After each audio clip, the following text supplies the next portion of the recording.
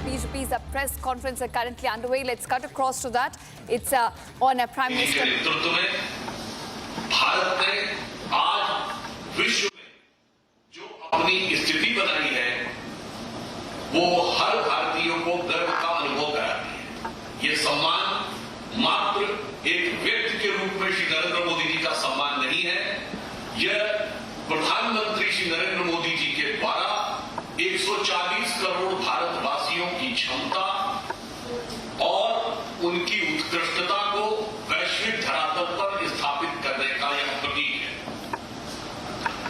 तो मैं कह सकता हूं कि यह हर भारतीय के लिए एक बहुत गर्व का क्षण है। तो यदि मैं इसे एक पंक्ति में कहना चाहूं कि प्रधानमंत्री श्री मोदी जी के लिए कि जन जन के कर्मठ जननायक भारत मानस मंजुमरा दिव्य प्रभा से तुम चमके हो, बन रोली भारत मां के भार। इससे पूर्व इस यात्रा के जो पूर्ववर्ती चरण है उनमें आपने देखा कि देश के सामने और सारे विश्व के सामने सबसे बड़ी चुनौती ऊर्जा संकट की है। तो प्रधानमंत्री श्री मोदी जी ने यूएई की यात्रा के दौरान संयुक्त अरब अमीरात ने भारत से यह करार किया है कि भारत का जो रणनीतिक तेल भंडार है यानी स्ट्रेटेजिक ऑयल रिजर्व उसमें 30 बिलियन बैरल अर्थात 3 करोड़ बैरल की वृद्धि करेगा। इससे भारत का रणनीतिक तेल भंडार 70% अधिक हो जाएगा, अर्थात हमारी तेल संबंधी ऊर्जा की सुरक्षा और अधिक उपयुक्त और प्रभावी हो जाएगी। इसके साथ ही अर्थात वर्तमान समय में जो चुनौतियां हैं और संभावित घटनाएं यदि वैसा ही मोड़ लेती हैं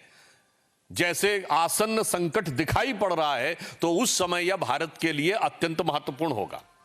इसके साथ एक दूसरा विषय जो भारत की दूसरी एक रणनीतिक आवश्यकता के लिए महत्वपूर्ण होता है, आज इलेक्ट्रॉनिक्स और चिप में हम सभी प्रयोग करते हैं और आपने देखा है कि अमेरिका और चीन जैसे देशों में भी जो टग ऑफ वॉर हुआ उसमें कहीं ना कहीं क्रिटिकल मिनरल और चिप का अत्यंत महत्वपूर्ण स्थान रहा। तो नीदरलैंड और स्वीडन के साथ जो प्रधानमंत्री जी ने टाटा इलेक्ट्रॉनिक्स और एएसएमएल के बीच में समझौता हुआ है, क्योंकि चिप मैन्युफैक्चरिंग के तमाम कंपोनेंट्स के में नीदरलैंड का बहुत महत्वपूर्ण स्थान है, अतः भारत को चिप के संदर्भ में स्वावलंबी बनाने में यह एक महत्वपूर्ण मील का पत्थर साबित होगा। और वैसे शायद आप में से बहुत लोगों को पता हो या ना पता हो,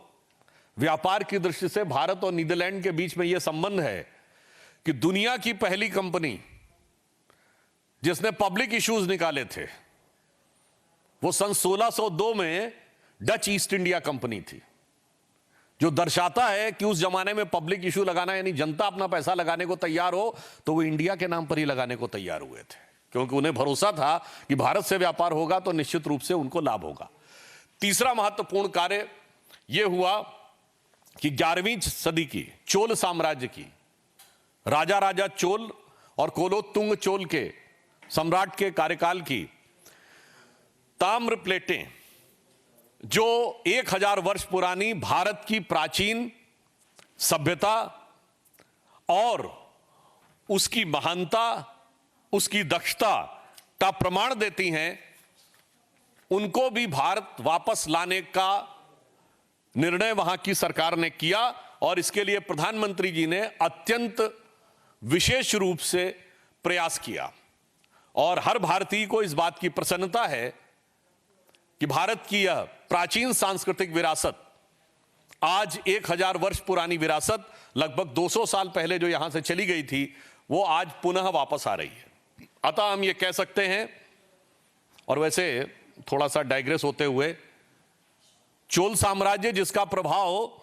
इंडोनेशिया से लेके और नीदरलैंड तक दिखाई पड़ता है वो तो रीजनल हिस्ट्री ऑफ तमिलनाडु थी, और जिनका प्रभाव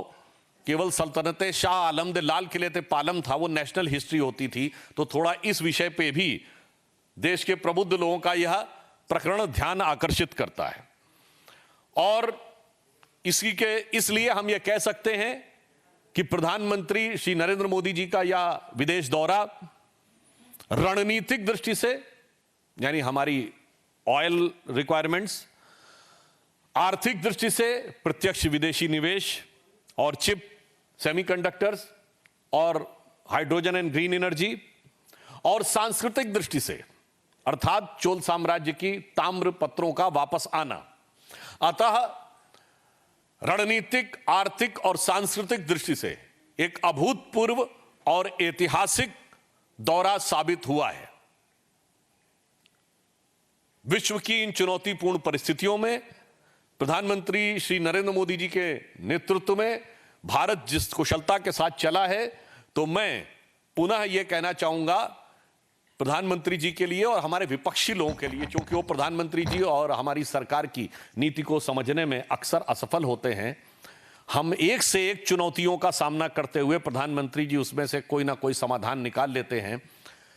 कि यह संसार मनुष्य के लिए एक परीक्षा स्थल है। दुख है प्रश्न कठोर देखकर होती बुद्धि विकल है। आज सारे विश्व में यही परिस्थिति चल रही है। यह संसार मनुष्य के लिए एक परीक्षा स्थल है। दुख है प्रश्न कठोर देखकर होती बुद्धि विकल है, किंतु स्वात्म बल विज्ञ सत्पुरुष सही पहुंच अटकल से हल करते हैं प्रश्न सहज ही अविरल मेधा बल से। तो प्रधानमंत्री जी उन सत्पुरुषों के समान हैं जिन्होंने अपनी अविरल मेधा बल से भारत के संकट का समाधान किया है, मगर एक शंका का समाधान अभी तक नहीं हो पाया है। कुछ दिन पूर्व पार्टी ने अपनी प्रेस कॉन्फ्रेंस में पूछा था कि भारत की राजनीति के चिर युवा और चिर व्याकुल नेता, विश्व के सर्वाधिक भ्रमणशील नेता, भारत के इतिहास में आज तक के सर्वाधिक भ्रमणशील नेता प्रतिपक्ष विदेश यात्राओं पे हुए खर्चे के लिए अपना पक्ष आज तक नहीं रख पाए हैं। और हम उनसे साफ पूछना चाहते हैं कि यह खर्चा उन्होंने किया, उनकी पार्टी ने किया, या किसी विदेशी संस्थान ने किया, या ओवरसीज कांग्रेस ने किया, या अगर इसका उत्तर नहीं है तो मुझे लगता है देश की जनता के मन में यह संदेह उत्तरोत्तर और गहराता चला जाता है।